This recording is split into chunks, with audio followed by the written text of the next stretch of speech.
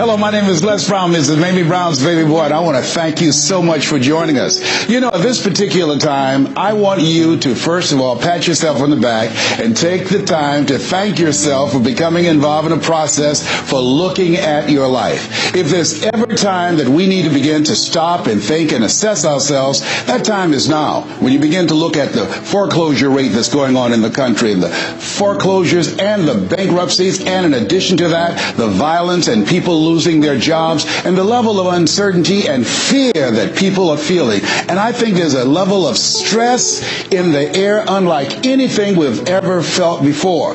And so just to take the time to think, to pause, and particularly not only looking at what's going on, but asking yourself the question, how's this affecting me? You know, we want to all become successful, but I've found that there's some success that's toxic success. What I mean is that you don't want to end up going after goals and dreams and neglect yourself. I want you to think about your goals and dreams and things that you want to achieve, and at the top of the list, I want you to put up there your strategy for being here. I just came from the doctor. Let me share something with you. I don't care what goals and dreams that you have. You've got to have your health in order to be here. So at the top of my list, and I'm suggesting you put it at the top of your list, your strategy, your game plan for being here. What are you going to do to take better care of yourself? That's one of the first things I want to ask you about. Because when I look at my life at 64, and I used to think people in their 50s were old, but now that I'm 64, I said, look here, people in their 80s and 90s, they're old people. My goal is to be here not only just to see my grandchildren, but to see my great-grandchildren and my great-great-great-grandchildren. But in order to be here, that's not just lip service, that's a commitment with my time, with my energy, and the choices that I make. So I want you to think about your strategy for being here, and I want you to think about your goal. Your goal for securing your life in your future. See, as I get older, my goal right now is to become an asset to my children rather than a liability, financially and physically. See, I don't want to be a burden to my children. I don't even know if they like me that well.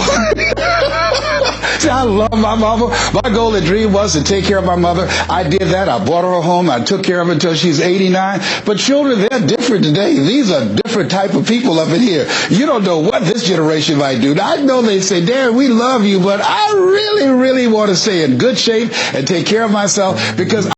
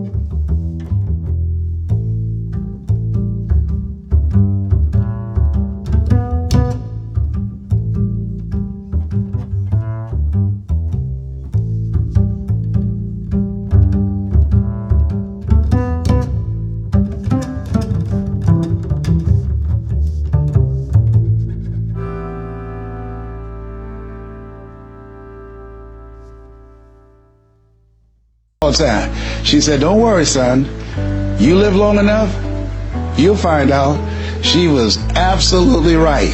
I went in the room the other day to find something. I got in there, and I couldn't remember what I was looking for. I came out, I remembered what I was looking for. I went back in, I found it. Then I couldn't remember why I was looking for it. One of my children said, "Daddy, you need some ginkgo biloba." I said, "What's that?" She said, "Something for your memory." I went down to the health food store. I was walking around. The lady said, "May I help you, sir?" I said, "I forgot why I'm here." She said, "You need something for your memory." I said, "I know." So they took me over to a little section, and I bought the stuff, and then I took it home. Now I can't remember where I put it. So when I got up this morning, I said, I want to thank the Lord for waking me up in my right mind this morning. See, if you woke up in your right mind this morning, that's a good thing. I called a friend of mine the other day, Miss Williams, said, "Miss Williams, how you doing?" She said, "Baby, I'm doing good." She said, "I went to the bathroom by myself, not all myself." I said, "Too much information, too much information." Let me tell you something, but that's a good thing. I know about that. I've been in the hospital. I know what it is not to be able to move. I know what it is to have back challenges. I know what it is to be in pain. So this thing called life, you got your health? Let me share something with you. That's a good thing. A friend of mine, Bishop T.D. Jakes, said, if you got a problem man or money can solve, you ain't got no problem. I can agree with that. And I learned some things going through that experience. And really, I should say, growing through that experience. My goal at that time was to be here. And trust me, it's better be seen than to be viewed. Are you feeling it, brother? Up in here, up in here. So I want you to think about your goals and dreams. And here's what I want you to do right now. I want you to say to yourself, it's possible. It's possible. And I want you to follow along with this process. As you think about your goals and dreams, I want you to write this down. I'm going to give you some strategies to maintaining this possibility mindset. I want you to write down mindset maintenance. Mindset maintenance. Let me share something with you. The easiest thing that I do every year is to live my dream. That is, helping people to realize their potential, to step into their greatness, challenging themselves, reinventing themselves, to start their own businesses. I've helped over 400 people earn millions of dollars. The easiest thing I do every year is what I do on a day-to-day basis, going into prisons and juvenile detention centers, teaching young people mindset development, how to become effective communicators, how to dress like a prospect rather than a suspect. Those are the easy things that I do. Let me share with you the most difficult thing that I've ever done in my life, and that was to believe that I could do it. That's the most difficult thing that I've ever done in my entire life. To believe that I, Les Brown, who was born in an abandoned building on a floor in a poor section of Miami, Florida, with a twin brother. We were adopted. We were 6 weeks of age by Mrs. Mamie Brown, and I called myself Mrs. Mamie Brown's baby boy. All that I am and all that I ever hope to be, I owe to my mother. I saw a sign once that said, God took me out of my biological mother's womb and placed me in the heart of my adopted mother. To believe that I, Les Brown, who was labeled educable mental retarded, put back from the 5th grade to the 4th grade, failed again when I was in the 8th grade, to believe that I had the ability to live the life that I'm now living. No one could have told anybody who knew me, including myself, looking in on us when Mrs. Mamie Brown was raising us in a poor section of Miami, Florida called Liberty City in Overtown, that I would be who I am right now. I didn't even know that. And I want you to think about your goals and dreams, and I want you to expand them. Why? Because it has been said that most people fail in life not because they aim too high and miss. No, most people fail in life because they're just like I was for 14 years. They aim too low and hit. And many never aim at all. Not at all. They just go through life surviving. Someone said that many people die at age 25 and don't get buried until they're 65. I was talking to a friend of mine named Rosia, and I said, Rosia, how you doing? And she said, let me tell you something. Life is a mess. I said, girl, what are you talking about? She said, my life is a mess. She said, you know what? She said, I just was sitting up here thinking, I haven't lived.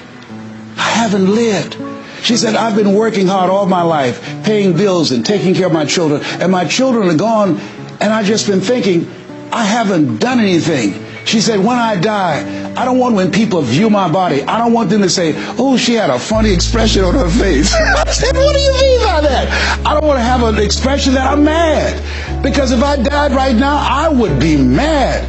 I said, why? What are some of the things you'd like to do? She said, travel. I would love to travel. I'd like to see the pyramids. I've never been to Paris. I want to go to Paris. I've never been there. There are things that I want to see, things I want to do. She said, I want to make a difference in young girls' lives, teenage mothers. I was a teenage mother. I want to be able to make a difference in their lives and see the impact that I had on their lives. And she mentioned a variety of things. And I remember a story about a lady who went to the doctor, and she was diagnosed with terminal cancer.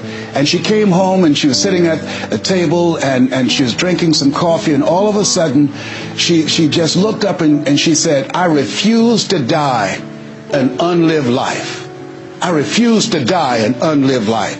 And she decided that she was going to live. That up to that point, her life was for her family, for her children, for her husband, but she had left herself out of the equation. Have you ever done that? I remember at a period of my life, I was going to work, and I was working on a job that I hated. And at the same time, I was praying that I wouldn't get fired. I was praying that I wasn't laid off. I was miserable. Nobody was holding a gun to my head, but I showed up every day, and I used a flimsy excuse. Well, I got to pay the bills. I've got a car payment I have to pay. I have a family. I have children. I have a car note, and I have a mortgage note I have to pay. I've got to survive. I was showing up for a paycheck. Ladies and gentlemen, that's not living. And a friend of mine said, "You know when people change?" And I said, "No." He said, "When they get to the point when they say, 'I've had it. I've had it.'" I think the only reason that you're listening to me right now, the only reason that you're watching this webinar, that there's somewhere in your heart of hearts that you said, as you looked at your life, you said, "I've had it." And not only have you said, "I've had it," but you said also in your heart of hearts, "I can do better than this." And let me share something with you. You can. Because if anybody told me, and I'm going to share some things with you that I've done, not for the purpose to impress you, but to impress upon you what the possibilities are when you work on your mind and have mindset development. Because I've found that how people live their lives is a result of their state of mind. It has been said, you don't get in life what you want, you get in life what you are. So part of the process, number one, is expose yourself to positive messages.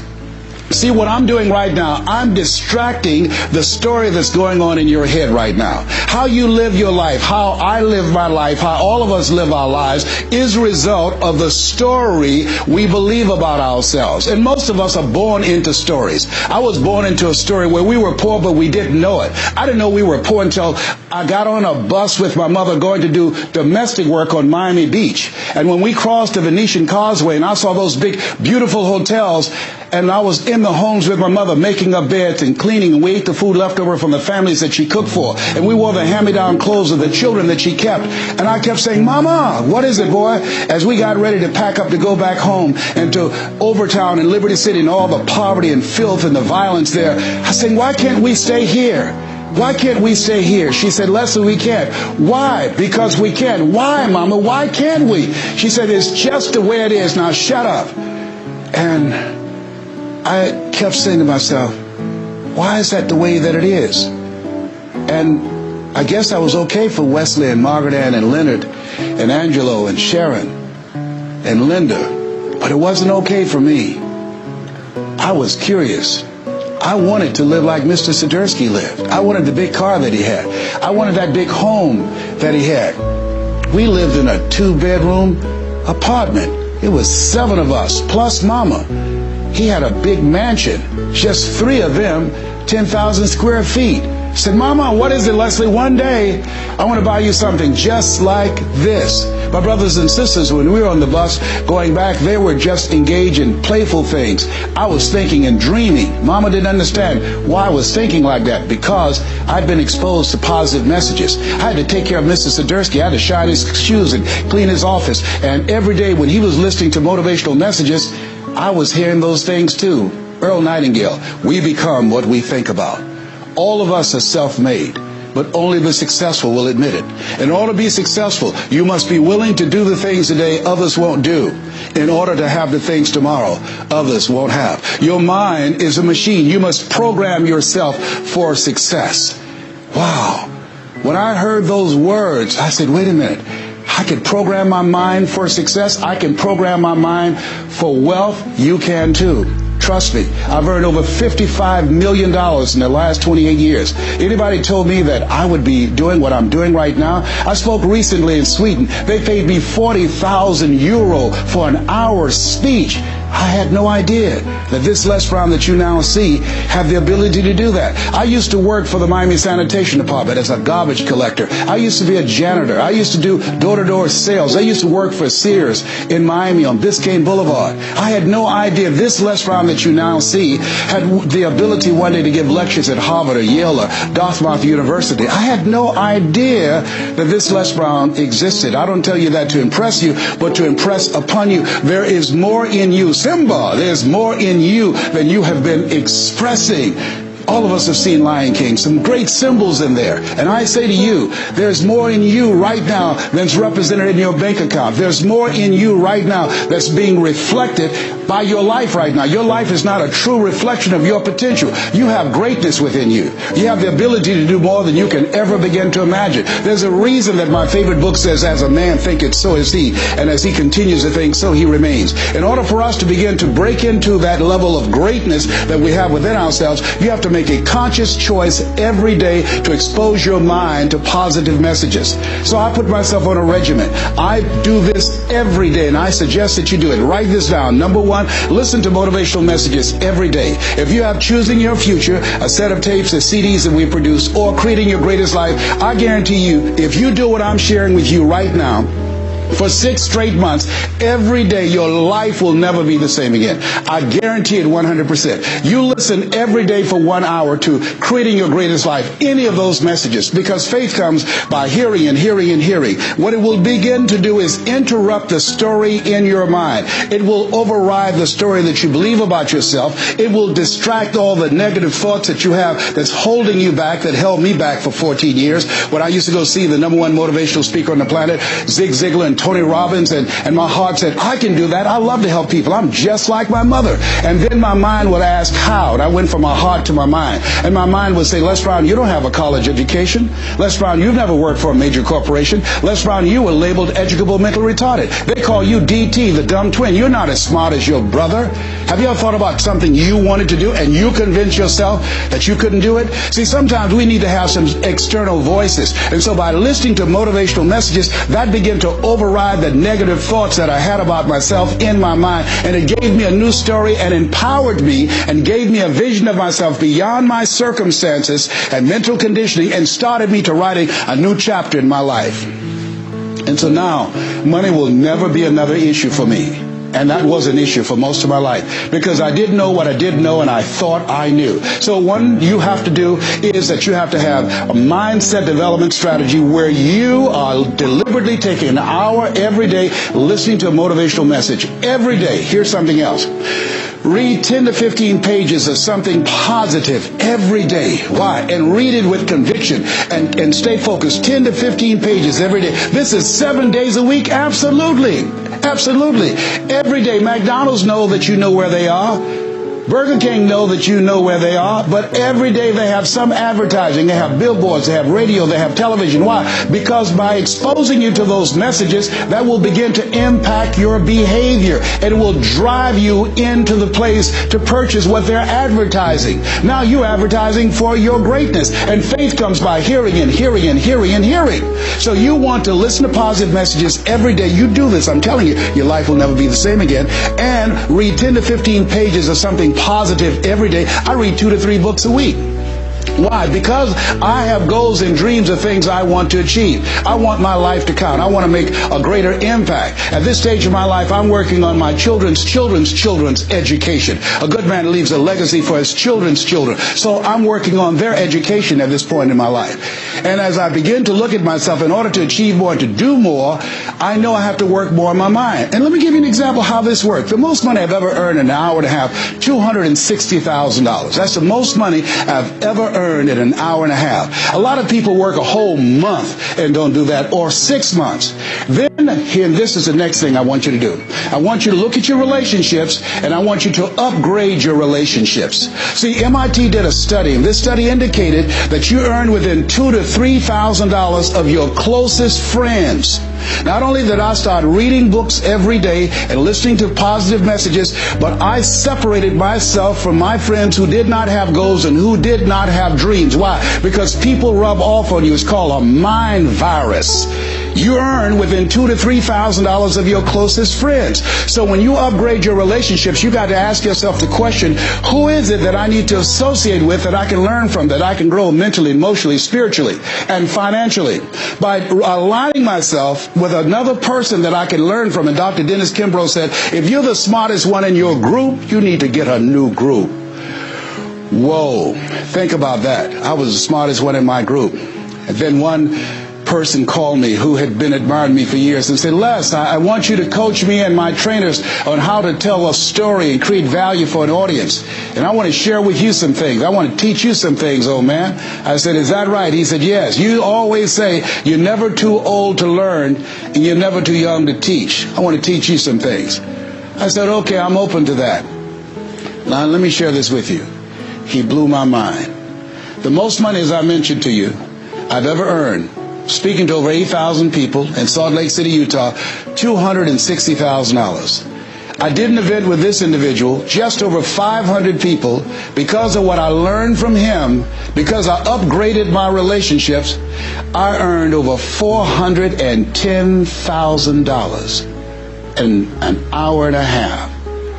I was excited, but I was also depressed, because I've been speaking for 28 years. And I started thinking about all the money that I left on the table, all the hotels and plane rides, all of the audiences I spoke to, all of the money that I missed out on because I didn't know that I didn't know, and I thought I knew.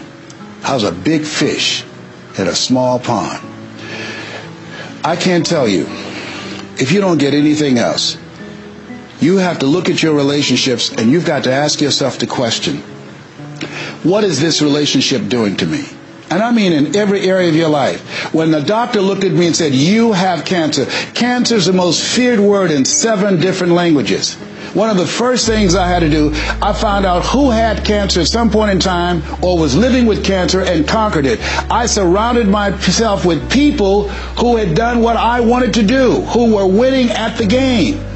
See, it's very important, every area of your life. If you want to improve your health, start hanging around healthy people. They did a 30-year study and said that the reason that most people are obese, it's a mind virus. Listen to what they said. A mind virus is communicated mind to mind. That if you have a friend that's fat or you marry somebody that's obese, you have a 41% to up to 161% of becoming obese yourself.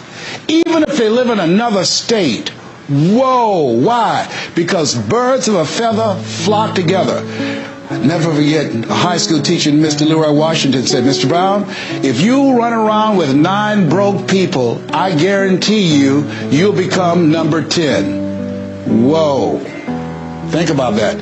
Part of your mindset development, not only listening, not only reading, but you have got to look at your relationships, upgrade your relationships, and continue to evaluate them and make sure they're an asset to you and not a liability. My son John Leslie is a motivational speaker. He has a saying, who should you count on and who should you count out? See, there's some relationships that can start out real positive, and then sometimes we outgrow people. Has that ever happened to you? Have you ever outgrown someone? Somebody you used to be close to, used to be your bosom buddy, and then you haven't been together for a time, and then when you get together, you have absolutely nothing in common.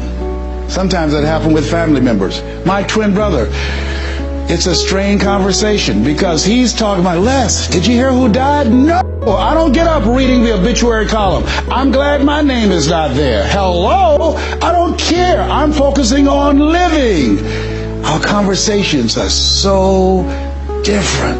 Isn't it interesting how you could be raised in the same family, same circumstances, by the same parents and end up dramatically different? It's called life. Here's the other thing that's very important. Write down the goals that you want to achieve. write them down, put them on a 3x5 card, and I want you to use a King James Version Bible and Matthew 7:7, ask and it shall be given, seek and ye shall find, knock and it shall be open unto you. I want you to write that on one side of the card. On the flip side of the card, I want you to write down one major goal that you want to achieve. And you want to read that 3 times a day. 3 times a day. What are you doing? You're hypnotizing yourself, and you're dehypnotizing yourself. What you're doing is you are dispelling the myths and all of the spells that you're living under. I think that a poverty mindset is a spell. I think that people go so far, and because they're mesmerized by life, they unconsciously stop. And you have to break that spell by constant attention. So on one side you read your goal, that one major goal, 3 times a day. Then the flip side, you flip that scripture over. Ask and it shall be given. Seek and ye shall find. Knock and it shall be given unto you. As you read that every day, 3 times a day, I can tell you, amazing things, breakthroughs will happen for you. Now, we're going to take a break right now, and I want you to take the time to think about this one thing. What is it that you're going to do differently? Because in order to do something you've never done, you've got to become someone you've never been. You've got to be willing to give up who you've been to give birth to who you can become. I want you to take the time and write down one radical change that you're going to make about you. And you know, if you do that, your life will never be the same again. This is Mrs. Mamie Brown's baby boy, Les Brown. We're going to take a break right now, and we'll be right back.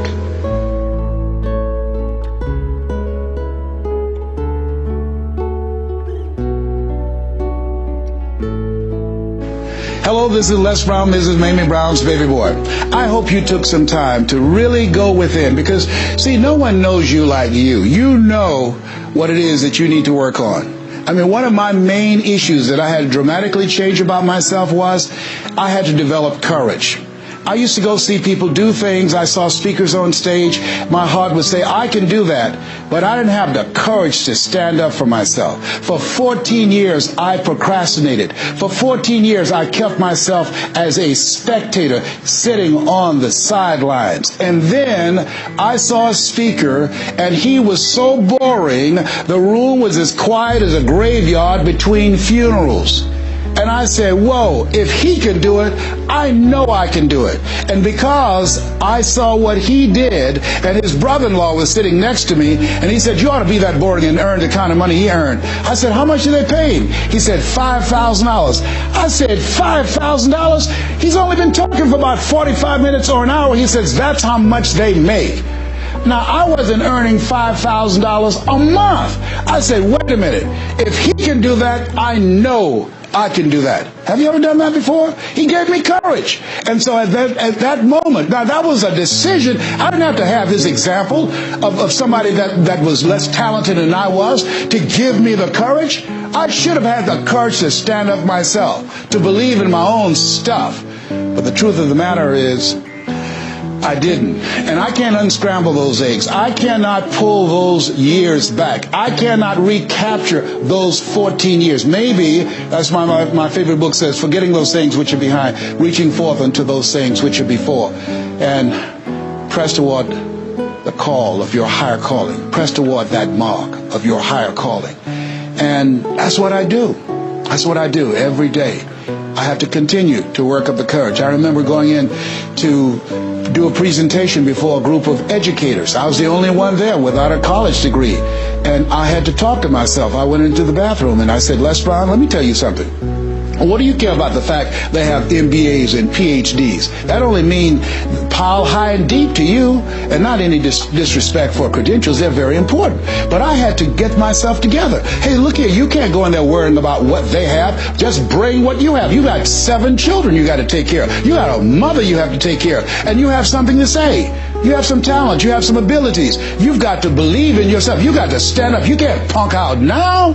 You can't fold now. See, sometimes you have to talk to yourself. It might be the most intelligent conversation you will ever have, talking to yourself. So that radical change, it doesn't happen overnight. You can make the decision, but you've got to stay on top of yourself every day to come from and live your life from a place of power, courage, and faith, as opposed to being a volunteer victim, as most people are, volunteer victims. Here's something else.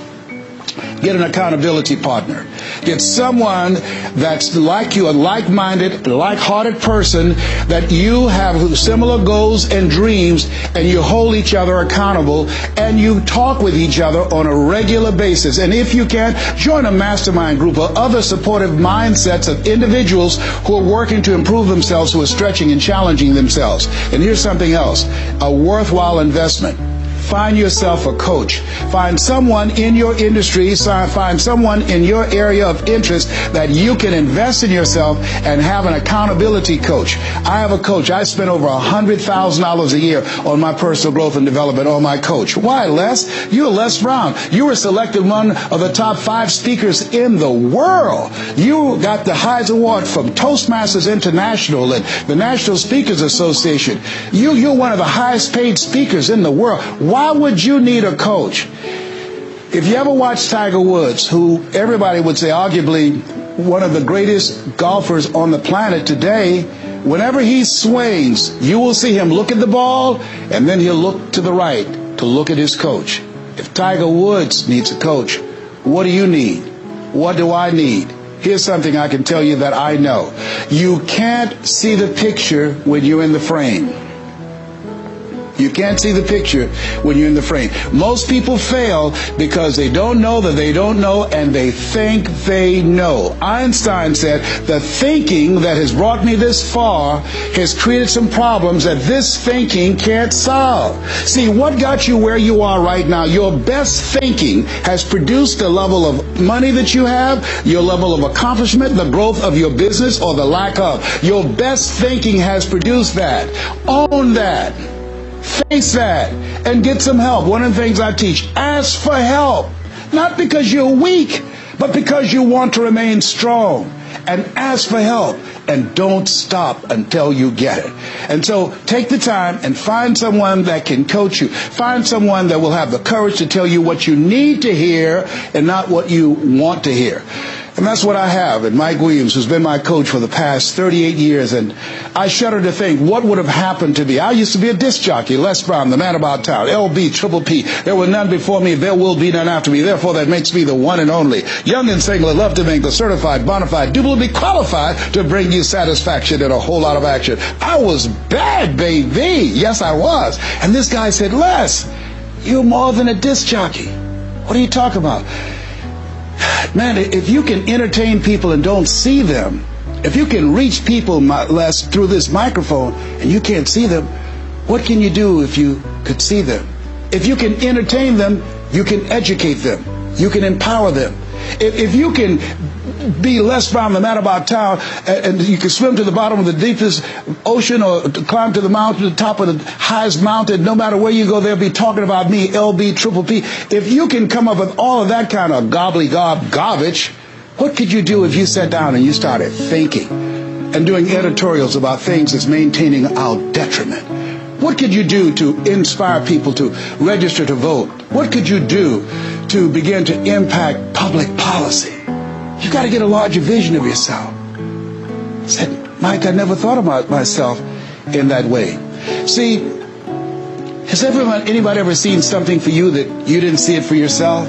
I didn't see that for myself. Maybe that's why my favorite book says, eye is not seen, ear is not heard, nor is entered the heart of mankind what God has in store for you. Because of what he saw in me, he inspired me. He gave me a vision of myself beyond my circumstances, beyond my mental conditioning, and beyond the job where I was, because I thought I was just a disc jockey. I love that. I'm master of microphone. You drop me in any city, I can master a microphone. I can turn a city upside down with a microphone.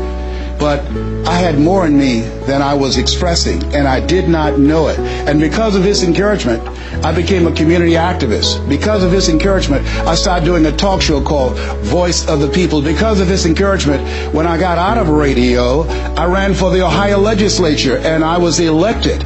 And because of his encouragement, I passed 14 bills my first term. Because of his encouragement, I was elected 3 times and became the chairman of the Human Resource Committee. Because of his encouragement, I became a public speaker. Because of his encouragement, I became an author. Because of his encouragement, I did a show for King World called The Les Brown Show, and they paid me $5 million, $2 million not to speak. Because of his encouragement, I produced specials for PBS, public television. They said, you couldn't do that. You don't have a college education. It's educational television. Because of his encouragement, I did so many things I had absolutely no idea that I could do. I encourage you to live full and to die empty. There's more in you right now than just working on a job where they pay you just enough to keep you from quitting and you work just hard enough to keep from getting fired. And when you make the decision and identify that key area of your life that you need to make a radical change, things will begin to open up for you. Now, here's the other thing that's very important. Once you identify your goal, I want you to get, if possible, a visual picture of your goal. My major goal was to buy my mother a home. I got the picture of the home with a 12-foot swimming pool and a basketball court on a golf course. I bought that home for my mother. It cost just over $400,000. It's 10,000 square feet. I had a picture long before I had the money and the down payment to get it. My goal was to be known nationally and internationally as a speaker. I had that goal. I had a card that I had on one side, asking and shall be given, seeking ye shall find, knocking and shall be opened. On the other side I had, I'm the world's #1 orator.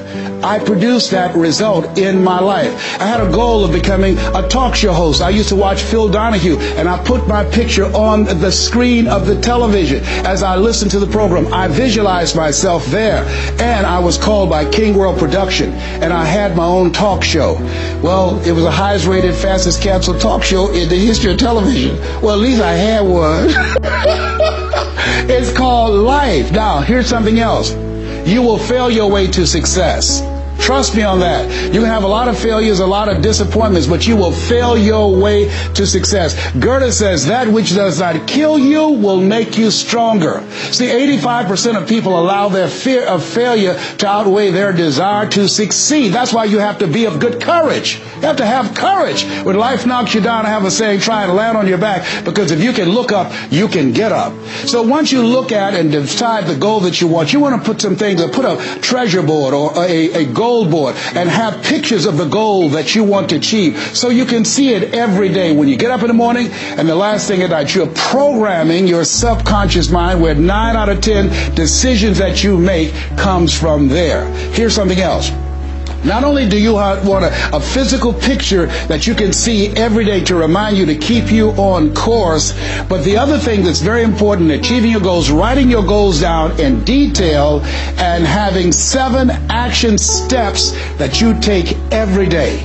Now, Robert Schuller said, by the yard it's hard, but inch by inch, anything is a cinch. You want to think about what are the things I need to do every day. Break it down into increments. You have your 30-day goals, and you have your 3-month goals, and your 6-month goals, and your 1-year goals. All right? You want to break it down in increments. What do you need to do starting today? Don't squander any time. There goes a second. There goes another second. There goes another second. And all the power in the world can't bring it back. So what are 7 things that you can do starting today? And then once you do those 7 things, then you work on all the other stuff. But what are the 7 most important steps that you can take that can move you in the direction of your goal? And when I decided to become a speaker, I started memorizing quotes every day. That was one of the goals I had, to memorize quotes. I have probably over 400 to 500 quotes and statistics in my head in all kind of areas. I've spoken at the National Convention for the real estate conventions, RE/MAX. I've spoken for doctors and lawyers. I trained over 5,000 doctors last year, teaching doctors how to communicate with their patients to increase their taking of their hypertension medication, to increase their compliance from 30%. I've paid $640,000 in 1 month, Monday through Thursday, 30 minutes a day. A lot of people work a whole year and don't do that. I don't tell you that to impress you, but to impress upon you. You've got greatness in you. You can do more than you can ever begin to imagine. I had no idea this Les Brown you see existed. I had no idea. And the reason that you're watching me now is because you know in your heart of hearts that you can do what I've done and even more. And so as you begin to think about that, think about writing your goals down, listening to motivational messages, changing your relationships, upgrading your relationships, thinking about 7 things you need to do every day, some radical change you need to make in you. There's an old African proverb that says, if there's no enemy within, the enemy outside can do us no harm. Here's something else that's very, very important. As we talked about having a personal coach, the next thing that's important about reaching your goals is this. What is it as you look in your past that's affecting you right now? I saw a movie called Magnolia, a powerful line in that movie. And the movie said, we might be through with our past, but our past is not through with us. Whoa. Let me share something with you I realize about myself. The reason that I procrastinated for 14 years was because when I was in the 5th grade and Mrs. Mary Ford Williams said to Mrs. Crompton, he doesn't belong here. He is slow. He's not like his brother. And they put me back from the 5th grade to the 4th grade. That affected me. I didn't even realize it. They say sticks and stones will break your bones, but words will never hurt you. Yes, they will, but they can also free you up. Because I'll never forget when I met Mr. Washington. It was my junior year in high school. I'd been in special education from the 4th grade all the way up to my junior year in high school. My twin brother always made the honor roll. And he said, young man, work this problem out for me. He was a new instructor. I said, sir, I can't do that. He said, why not? I said, I'm not one of your students. He said, look at me. Yes, sir. Work the problem out anyhow. I can't do what you asked me to do, sir. Why? Sir, because I'm educable, mentally retarded. And the students erupted in laughter. They said, hey, he's DT. He said, what's that? He's the dumb twin. He's not Wesley. That's Leslie. And he came from behind his desk and he said, don't ever say that again. Someone's opinion of you does not have to become your reality. That was a jarring statement. On one hand, I was humiliated. But on the other hand, I was liberated because he looked at me with the eyes of Goethe, who said, look at a man the way that he is, he only becomes worse. But look at him as if he were what he could be, then he becomes what he should be. And here's what I learned from that experience. I want you to visualize yourself already there. Whatever goal, whatever dream that you have, see the picture complete. See yourself there. Why? We have something at the base of our brains called the reticular activating system. See, you have genius within you, and to prove it, let me give you an example. The other night, I said, I've got to get up tomorrow morning at 7 o'clock. I was at a hotel. I called downstairs and told them to call me at 7 o'clock. The hotel neglected to do it, but I woke up at 7 o'clock on the nose. Have you ever done that before? How did you know when to get up? Hey, that's subconscious mind. Everything we need, the answers are already there. Have you ever seen somebody and said, you know what, I remember your face, but I don't exactly know where. And then later on you say, hey, I know where I saw you, and it came. What happened? The conscious mind sent that thought to the subconscious mind, and it pulled that information up and gave it to you. Now, when you begin to hold the vision of what it is you want to achieve, you stimulate what is called the reticular activating system. It's a network like group of cells at the base of your brain. Let me share with you how it works. Have you ever purchased a car? No one goes to buy a car that has the same color that everyone else has. Has that ever happened to you before? But then once you buy the car and you drive it off the lot, you start seeing it everywhere. Say, hey, where did this come from? Let me tell you what happened. You made an investment. And because you made an investment that piqued your awareness, that stimulated your reticular activating system. Another case in point. I was at a party with a friend of mine, and we were dancing. Music was blasting. She said, wait a minute. My son is crying. He's at the door. I said, your son's not at the door. Because even if he were, you wouldn't be able to hear him. And she stopped, went to the door, opened the door, and there her 4-year-old son was at the door. How did she hear it and I didn't hear it and the other people dancing? It wasn't our child. It was her child her reticular activating system picked up his whimpering sound. And I'm saying to you that you have that in you. When you focus on your goals and dreams and you visualize it complete, it will stimulate the reticular activating system and it will lead you there, following all the other things that we suggested. Now, not only is it possible you can live your dream, it's necessary that you change relationships, that you get a coach, that you meet with other like-minded people that will hold you accountable, that you write your goals down, that you have 7 steps that you do every day on your goals to monitor to see where you are. But you've got to take full responsibility. If everything work out for you, fine. If you have the money, fine. If you can get the help and support of friends and family members and your spouse, great. But if you don't, all of those things are minor things. The major key to your reaching your goals is you. Nobody's going to work on your dream harder than you. Trust me on that one. You've got to take responsibility to make it happen. If it happens when you come out the gate, fine. But if you fail, so what? Come back again and again and again and again. If it's something that you love, if it's your passion, until you do it. George Bernard Shaw said, the people that make it in this life, they look around for the circumstances that they want, and if they can't find them, they create them. Here's something else. It's hard. When I bought the first home for my mother, and I didn't do a title search, and a guy sued me, and I had to move out from the big, beautiful home I bought her to a roach-infested home I moved her out of. And the neighbors came out and said, "Maybe y'all back?" "Yes, what happened?" "My boy lost a house. He didn't do a title search, and we had to get out. They foreclosed on the house. He didn't have the $50,000 to pay the guy who put a lien on the property." It was devastating. But let me tell you something. It was worth it, because I came back. 90 days later, I got a bigger and better house. 90 days later, I stayed focused on the goal. And that's the thing that you want to do. Stay focused on your goal. Keep the main thing the main thing. You're going to have distractions. That's a part of the process. It's not there to stop you. It's only there to challenge you. You want to grow through it. You know, I think it was Robert Schuller who said, tough times never last, but tough people do. Keep the main thing the main thing. You're going through hell? Don't stop. Keep moving. Keep on moving. Don't stop to talk about it. Keep moving. That's the name of the game. Keep on swinging. One of my favorite movies is Cool Hand Luke and Paul Newman. I don't know if you've ever seen the movie, but there's a scene where Cool Hand Luke is fighting a guy, big dude, just kept knocking him down. Bam! That kept on knocking him down. Cool Hand would get up, he'd knock him down. Bam!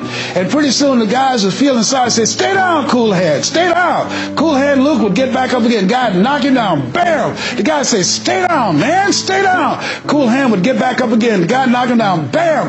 And after a while, the guy got tired of knocking Cool Hand down. And Cool Hand stood up. Everybody had walked away, and he was still swinging in the wind. Swinging. Nobody was there but him. That's who I am. Cool Hand Luke. That's who you want to be. Cool Hand Luke. You keep on swinging, and the universe will yield to you. It will dispatch angels to come rescue you and say, "Back off. Give him what he wants. Give her what she wants. Let's go find a wimp today." That's the way life is. It's hard, but it's worth it. What will make it worth it for you? Nietzsche said, if you know the why for living, you can endure almost anyhow. I want you to take the time and write down 12 reasons on why you won't fail. Because when the tough times come, they're going to come. When life hits you on the blind side, and that's going to happen, your children start going crazy. Or someone you thought you'd be married to for the rest of your life, like I went through, and they decide they want a divorce, called life. What is it that can keep you going? Your reasons will be your rod and staff to comfort you, to take you through that process. I can tell you it's possible. You can live your dreams. It's necessary that you surround yourself with people you can learn from and grow from, that you write your goals out, you work on them every day, that you have a made-up mind, I am going to make it. It's necessary that you constantly work on yourself, reading positive material, listening to positive material, going to seminars and workshops, investing in yourself, getting a coach. And it's you. You've got to take personal responsibility to make it happen. Don't see yourself as a victim. And it's hard. It's hard. Changing your life is hard. Getting up, working when you're in pain is hard. It's hard. It's hard. Working when you are trying to make something happen for you and the family, and you go home and you're facing a living hell. where you need to refuel and replenish yourself mentally and emotionally and spiritually, and you got a battle in your home base, it's hard to keep your spirit up.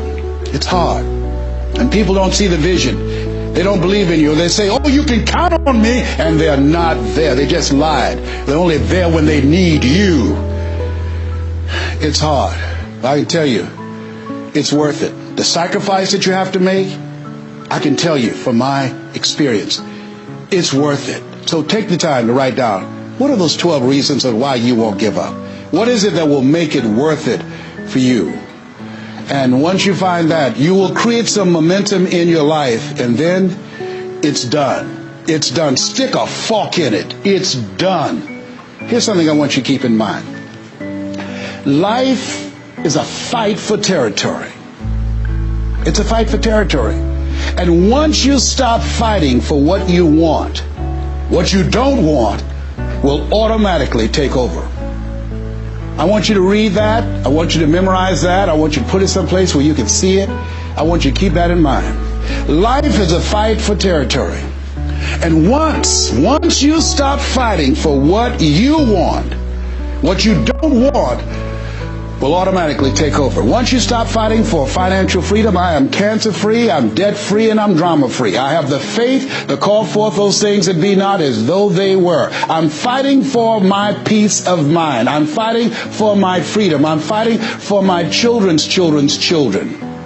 I'm fighting to create a brighter tomorrow. I'm fighting to make a difference in life. I'm fighting to make my print, to leave my mark. I refuse to die and unlive life. And that's what you are doing right now. You're saying to yourself, I refuse to die and unlive life. I want my life to count. I want my life to mean something. I want not to be a burden to anybody. I want to control my own future, to write my own check, to control my own destiny, to do what I want to do when I want to do it.